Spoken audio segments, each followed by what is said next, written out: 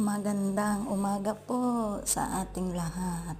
Magandang hapon po dyan sa Pilipinas. Ngayon po ako ay magalinis dito sa taas. Ako po ang nakatuka sa paglilinis sa taas, sa salas, habang tulog pa po yung aking mga amo. Ayan. Puyod muna ako ng buhok para hindi man sagabal kapag ako'y nagalinis dahil masyado na pong mainit dito. Sobrang init na, kahit agang-aga pa, sobrang init na agad. Ayan.